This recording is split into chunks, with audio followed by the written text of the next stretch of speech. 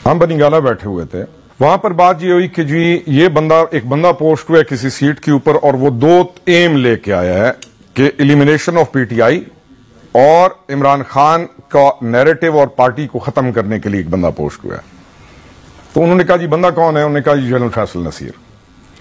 अब जनरल फैसल नसीर को मैं ऐसे जानता हूं जैसे आप जियो के अंदर रहते हुए सलीम साफी साहब को जानते होंगे। अब जब बात वहां पे चली फैसल नसीर, तो मैंने कहा होल्ड डाउन, ये ऑन रिकॉर्ड है बात, ये बनीगाला में बात, बनीगाला में। मैंने कहा होल्ड डाउन, हम घर बैठे हुए हैं। फैसल नसीर बहुत अच्छा आदमी है और वो एक बासूल आदमी है, एक प्रोफेशनल आदमी है। वो इस तरह का आदमी नहीं है कि किसी के कहने पर किसी को राजी करने के लिए यानी अपनी इज्जत और ईमान और का सौदा कर दे। सलमान ने कहा फिर ये क्या नैरेटिव है? फिर मैंने कहा खान को बताओ, मामला ऐसा नहीं है। सलमान कहता है कि आपका, खान को कहता है कि आपके करीबी दोस्त या आपकी फैमिली मेंबर या आपका जो भी है, उनका ख्याल फैसल नसीर के बारे में ये नहीं है जो बाकी लोग दाएं बाएं आपको बैठ के कह रहे हैं, जो बाकी लोग आपको कह रहे हैं ख्याल नहीं है।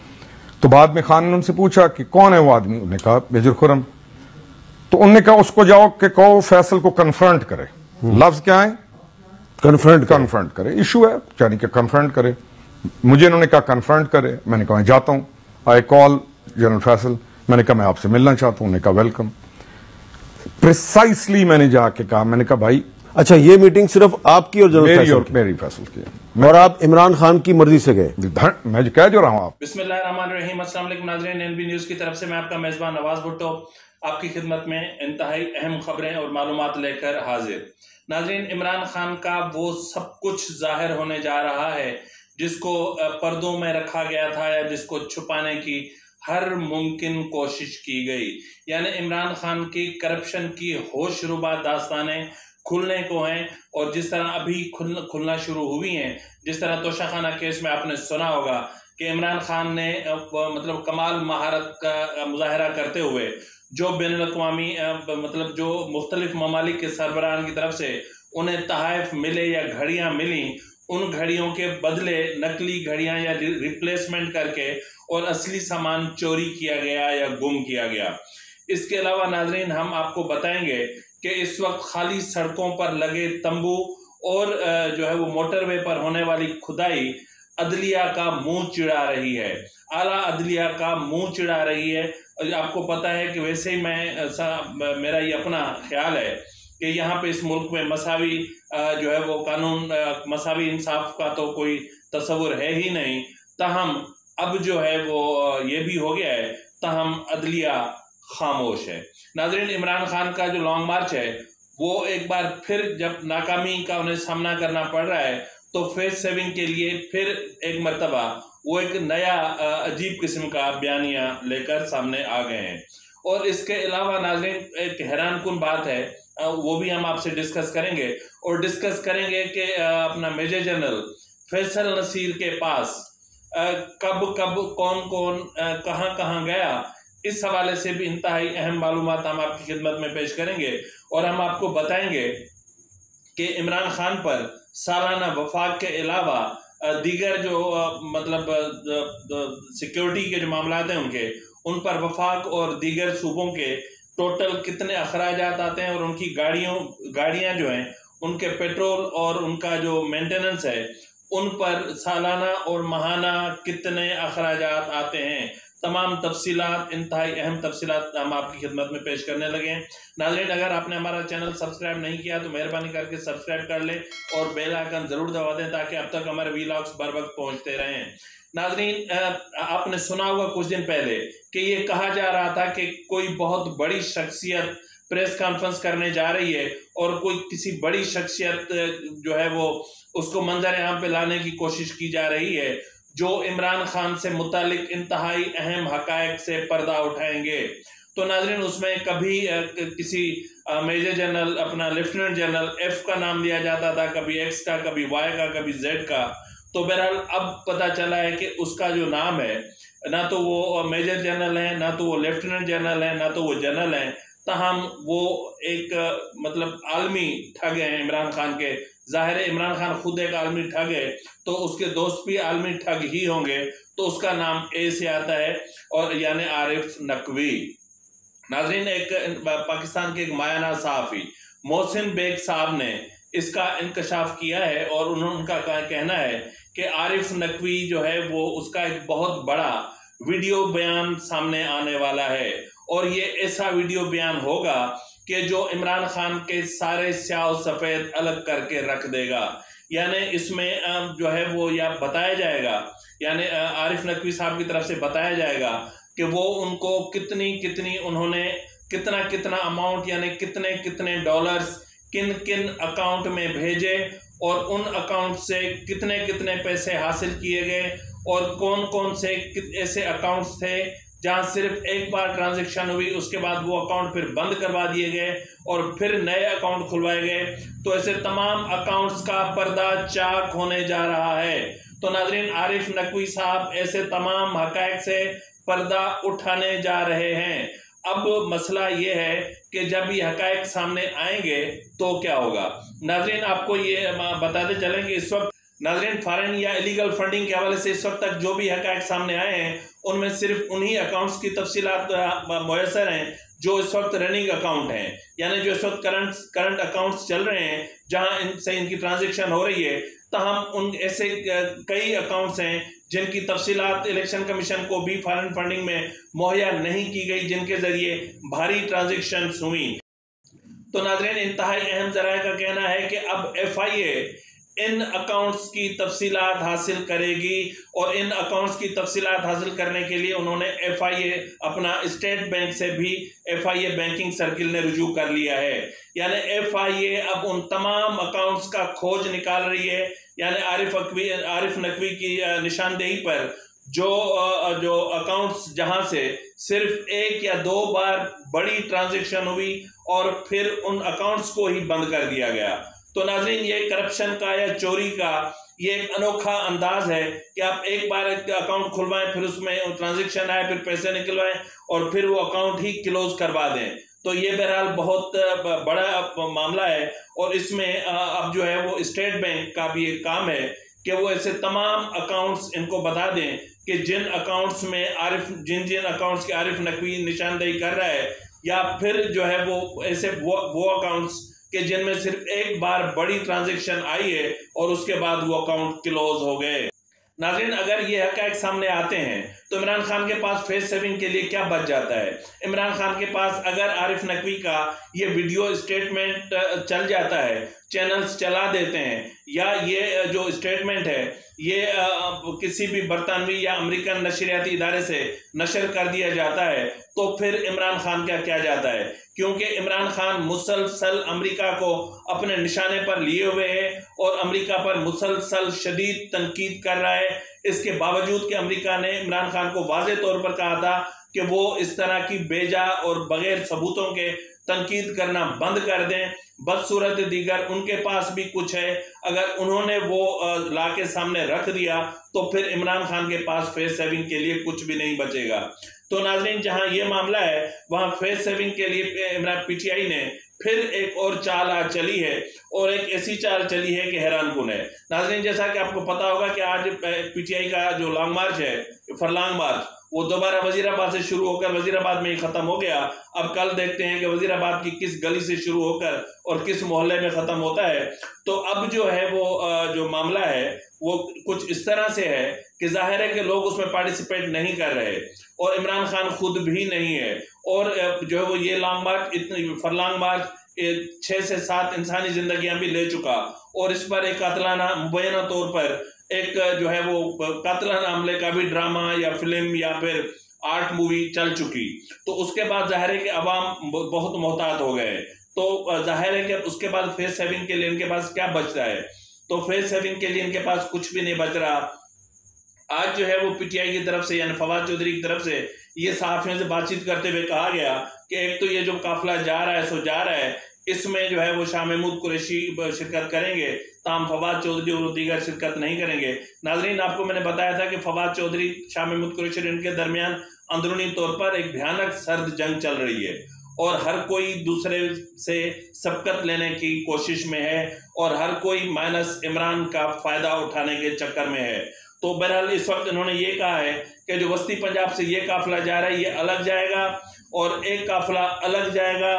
फिर जनूबी पंजाब से जो है वो काफिला फवाद चौधरी और दीगर लेकर अलग जाएंगे, और सिंध से काफिला अलग जाएगा, कश्मीर से अलग आएगा, गिलगित बिल्तिस्तान से अलग आएगा, और फिर खैबर पख्तूनख्वा से जो काफिला आएगा वो अलग आएगा। और फिर इन काफिलों का इस्तकबाल इमरान खान करेंगे, यानी इमरान खान पिंडी पहुंचकर इन काफिलों का इस्तकबाल करेंगे, और उसके बाद जो ये काफिले हैं ये काफिले आगे चलेंगे। तो नाज़रीन, जिस तरह मैं बात कर रहा था फॉरेन फंडिंग या इलीगल फंडिंग के हवाले से, तो वहां पर जो है वो आपको ये भी बताता चलूं कि 15 नवंबर से फॉरेन फंडिंग में जो उनका जो इलीगल फंडिंग जो साबित हुई है उसको जब्त करने का केस इलेक्शन कमीशन शुरू कर रहा है। यानी इस केस की समाअत इलेक्शन कमीशन 15 नवंबर से शुरू कर रहा है, क्योंकि इलेक्शन कमीशन का कहना है कि उन्होंने पीटीआई को आखिरी मोहलत दे रखी थी, और जो उन्होंने अगर नहीं की तो फिर 15 नवंबर का जो उनको हतमी नोटिस दिया गया है, नहीं तो फिर 15 नवंबर के बाद इलीगल फंडिंग का जितना भी अमाउंट सामने आया है इन अकाउंट्स के जरिए, वो सारी की सारी जो फंडिंग है वो जब्त करने के लिए स्टेट बैंक को जो है वो तहरीरी तौर पर अरसाल किया जाएगा और इसकी समाअत शुरू हो जाएगी। तो नाज़रीन, इस वक्त इमरान खान के लिए हर तरफ से बुरी खबरें हैं, और एक बुरी खबर ये भी है कि इमरान खान की तरफ से जिस तरह इदारों को बदनाम करने की कोशिश की जा रही है, इदारों पे इल्ज़ाम आयद करने की कोशिश की जा रही है, और फिर पसे पर्दा उनसे मुज़ाकरात करने की भी कोशिश की जा रही है।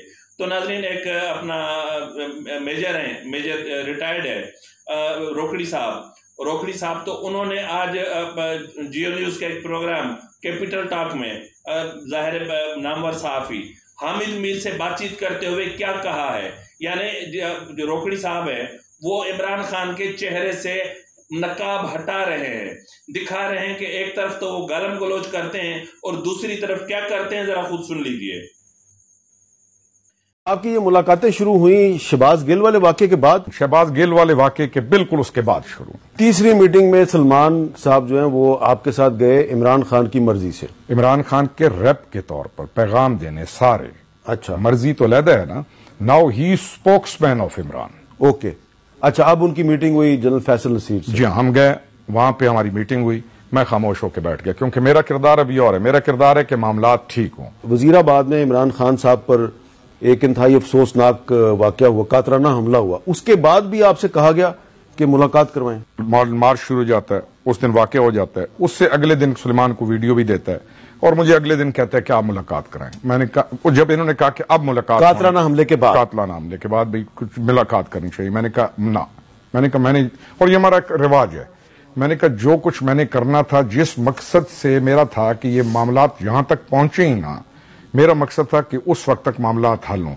अब ना मैं मुलाकात के अंदर आऊंगा, ना मैं उनके पास जाऊंगा, ना आपका को पैगाम दूंगा। अब आपने जो खेल शुरू किया खतरनाक हो गया। इस बड़ी गेम के अंदर अब मैं नहीं पढ़ना चाहता। अलवी साहब ने करा नहीं ली मुलाकात, आरिफ अलवी साहब ने अलवी साहब के क्यों नहीं, उसके बाद अलवी साहब खड़ा हो गया कि मैंने ये मुलाकात कराई है, तुमने ये चीज डिसाइड की, अब इसके ऊपर तुम खड़े हो गए।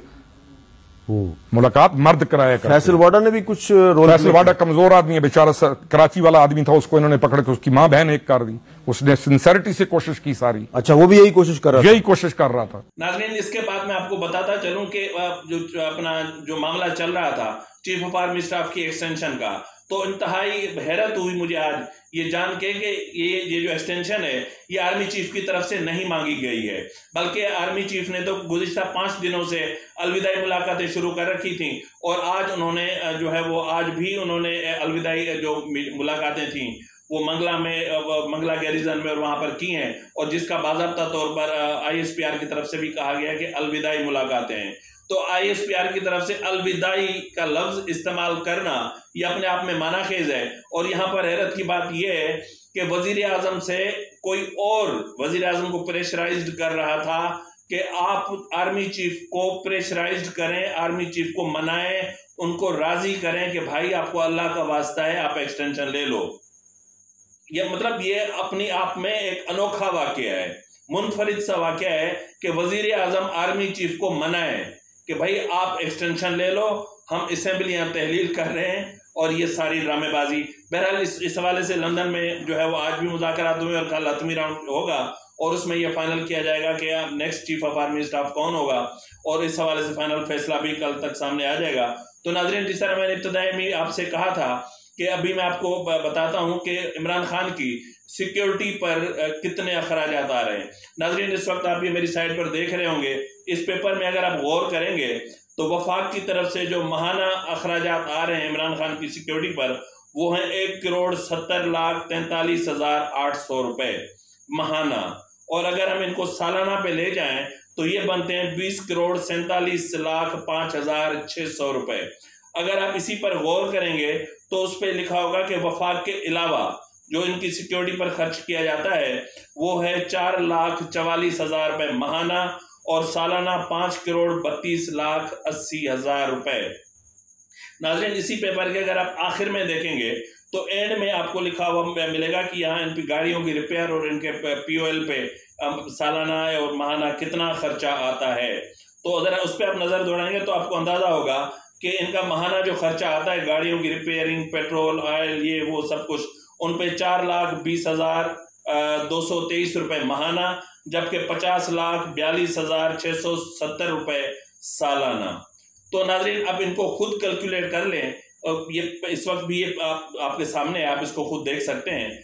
अब आप बताएं कि एक शख्स जो वफाक को गालियां देता है, एक शख्स जो दूसरों को गालम गलोच करता है और वो फिर उन्हीं की सिक्योरिटी पे सालाना इतने अखराजात किए जाते हैं, यानी सिर्फ वफाक के 20,47,00,000 रुपए, और अगर मैं ये सारे मिलाऊं तो लगभग मतलब तकरीबन 50 करोड़ तक या 50 करोड़ के लगभग मामला पहुंच जाएगा। तो बहरहाल नाज़रीन, ये अपने आप में बहुत हैरानकुन है कि जो शख्स हुकूमत को गालियां भी देता है और उनसे जो है वो अपनी गाड़ियों की मरम्मत, सिक्योरिटी, ये वो सब कुछ पर भी इतने अखराजात करवाता है, और बेशर्मी, ढिठाई और मतलब थोड़ा सा शर्म होती है, हया होती है, कोई ग्रेस होता है, वो भी कुछ नहीं है। और बेगैरती और बेशर्मी की इंतहा ये है कि नेशनल असम्बली से भी तनख्वाहें और मराहत ली जा रही हैं। न सिर्फ ये बल्कि जिन अराकीन असम्बली के PTI के इस्तीफे मंजूर नहीं हुए वो मुसलसल मराहत और तनख्वाहें ले रहे हैं, और ये बेगैरती और बेशर्मी की इंतहा है। जिस असम्बली में आप जा नहीं सकते, जिस असम्बली में बैठकर आप अपने हल्के के अवाम के मसाइल उजागर नहीं कर सकते, तो उस असम्बली से आपको इस तरह की तनख्वाहें और मराहत लेते हुए चुल्लू भर पानी में डूब कर मर जाना चाहिए। क्या आप इतने गरीब कंगाल हो गए? बहरहाल आप एक चोर लीडर के चोर जाहिर फॉलोअर्स हैं, तो आप कुछ भी कर सकते हैं। बहरहाल नाज़रीन, इस वक्त आप देख रहे होंगे एक क्लिप अभी आपके सामने नीचे चल रहा है कि आप देख रहे होंगे कि टेंट खाली पड़े हैं, कुर्सियां खाली हैं, लेकिन रोड ब्लॉक है, अवाम अजाब में है। उधर आप देखेंगे तो मोटरवे को मतलब कीलें गाड़ के बड़ी बड़ी और खोद के वहां बाकायदा किचन लगा दिए गए हैं, तंबू लगा दिए गए हैं, और अदालतें खामोश हैं। मेरी सुप्रीम कोर्ट का मेरा अजीम चीफ जस्टिस उमर अता बंदियाल साहब, जिनके पास तौहीन अदालत केस चल रहा है, 25 मई का केस चल रहा है, 25 मई को होने वाली वायलेंस और उसमें जो तौहीन अदालत हुई वो केस चल रहा है, जिसमें इमरान खान ने अभी जवाब तलब करने के लिए मोहलत ली हुई है, और वही अदालत इस वक्त तक खामोश है। और एक चोर और एक ड्रामेबाज और एक फॉरेन जो है वो एक मतलब मैं क्या मेरे पास अल्फाज मतलब मैं मुनासिब अल्फाज का चुनाव मुझसे नहीं हो पा रहा, उस शख्स के लिए कहते हैं कि ये कौमी लीडर है।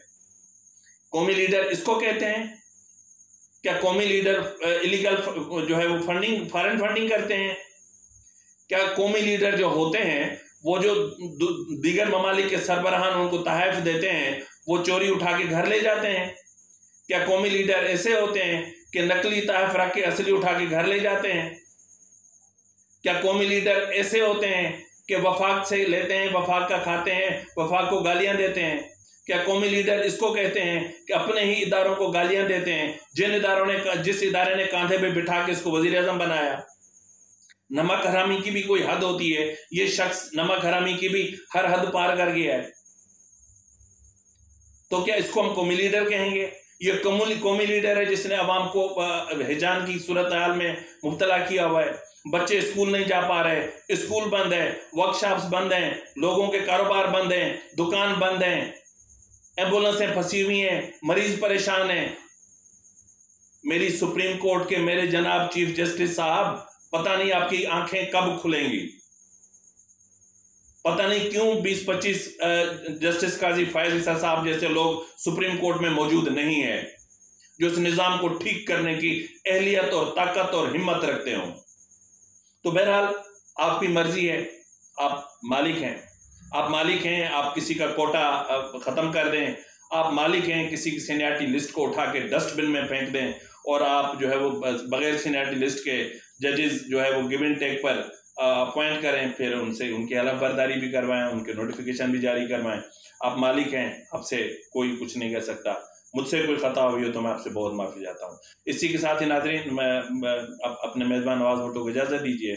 अल्लाह के अमान में आप जहाँ भी रहें खुश रहें, आबाद रहें, मुस्कुराते रहें। अल्लाह रब्बुल इज़्ज़त आपको हर तकलीफ से अपनी पनाह में रखे। अल्लाह हाफ़िज़।